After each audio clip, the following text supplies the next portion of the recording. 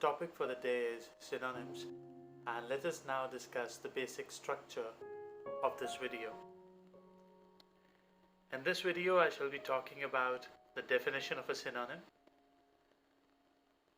the purpose of a synonym, benefits of using synonyms. Then I'll be discussing a very important question: does absolute synonymy exist in any language? I'll surely be giving you some examples, and finally I'll be giving you some exercises, some drills, so that you can practice selecting the right synonym. So let us start. The definition of a synonym. Synonyms are one of two or more words or expressions of the same language that have the same or nearly the same meaning in some or all the senses. Now the important things I should say in this definition, I'll try to highlight those. Synonyms are one or two or more words or expressions. So there can be one synonym or there can be more synonyms. But the important thing, they should be in the same language. And the third important thing, they should have nearly the same meaning or the same meaning. Now, it is not necessary that synonyms always will have exactly the same meaning. They can have nearly the same meaning also in some contexts or in all contexts or senses. So, 3 or 4 important things. Synonyms can be 1, 2 or more words. So this means for every word there can be 1, 2 or more synonyms. Synonyms should exist in the same language. They should have same meaning or nearly the same meaning in some or in all contexts or senses.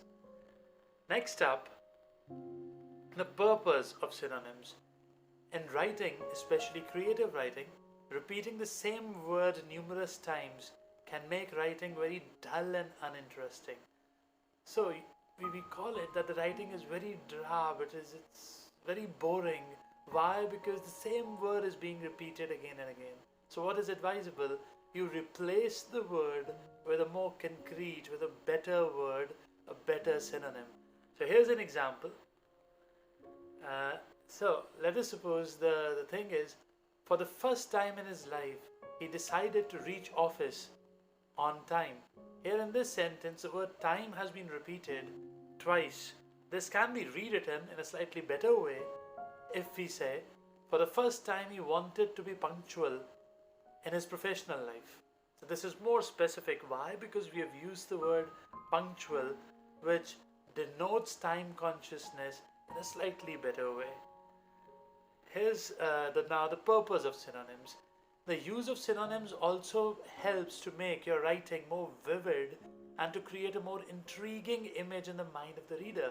So if you use synonyms, your writing becomes more vivid, it becomes more clear, and good concrete images are created in the mind of the reader. Here's an example. The water in the pond was dark. It is grammatically correct English. The sense is conveyed properly, but if instead of using dark, the writer writes that water in the pond was murky, the word murky gives a more exciting and vivid description of the appearance of the pond water, isn't it? Next up, benefits of using synonyms. It makes text much more captivating. It helps avoid dull text. Improves communication between you and others, because you'll be conveying your ideas clearly with the help of words which attract the attention of the reader. It helps provide an image in the mind of the reader. Why? Because we end up using more concrete words. It avoids boring and repetitive text. So any text which repeats words, it becomes very boring. So we tend to make our text more exciting, more entertaining, more interesting by using synonyms. Alright, now I'd like to attract your attention to a quotation by Roy Peter Clark. He said, "A teacher of mine once said, there are no true synonyms." I repeat again. According to Roy Peter Clerk, A teacher of mine once said, there are no true synonyms.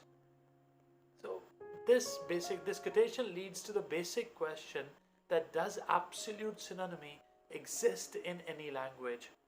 The question means that is it possible that in any language there might be two words having exactly the same meaning?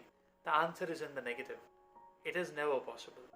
Why? Because language works on the principle of convenience, friends. The basic purpose of any language is to communicate idea.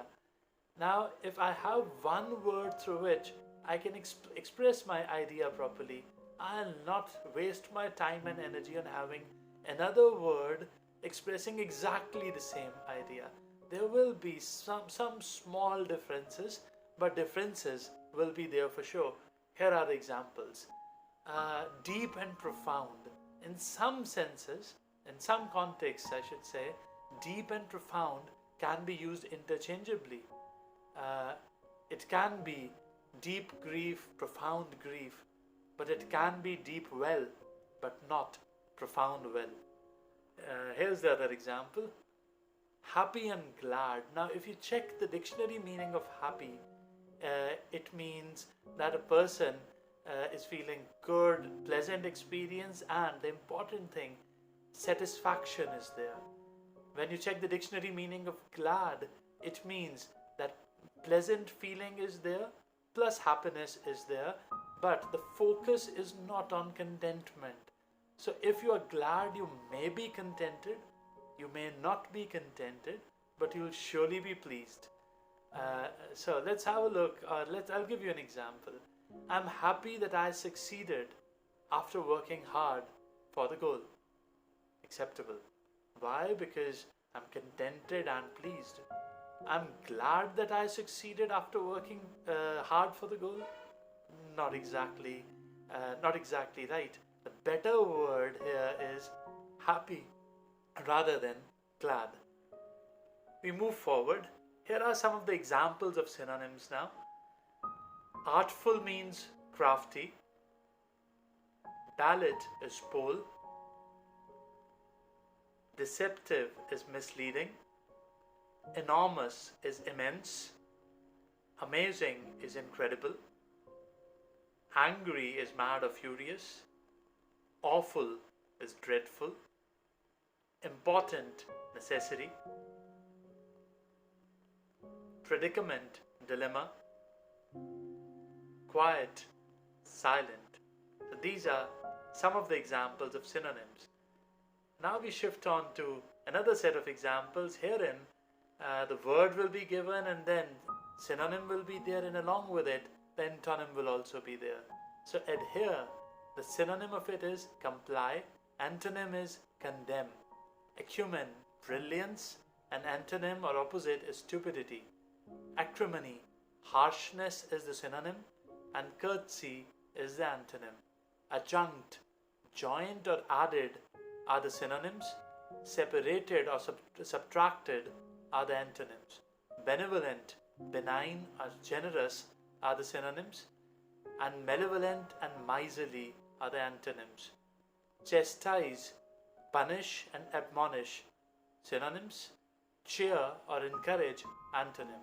Conspicuous, prominent and obvious are the synonyms. Concealed and hidden are the antonyms. Defile, contaminate or pollute, synonym. Purify, sanctify, antonyms. Fanatical, narrow-minded or biased are the synonyms. Liberal, intolerant are the antonyms. Intrinsic, genuine, fundamental, synonyms, and extraneous, incidental are the antonyms. Now we shift to the exercise. So I'll not be providing you all the answers here. I'll be providing you 3 types of exercises. So in the first type, you have to identify the words with the same meaning. 4 words are given in every row. You have to identify the words with the same meaning. So let's have the first example. Sniff, tap, draw, smell. So the 2 words having the same or almost the same meaning are sniff and smell. right? You can underline these words in your notebooks. That might help. I've given you the source also at the bottom, so you can check out the entire thing or more exercises at this particular source. I leave the other things, the other words for you to solve. Likewise, exercise 2. Match the words in column A with the words in column B. So this is an exercise simply in matching of words. Hard, rug, shop, bucket, raise, stone, near, reply, under.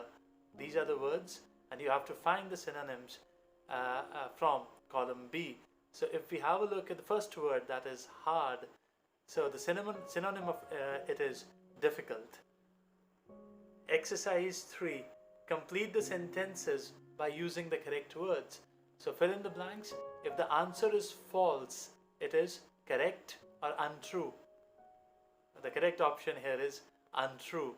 So 10 such sentences are there, and I expect that you all will try your hand and you'll try your hand at it, and you will get the correct answers for sure.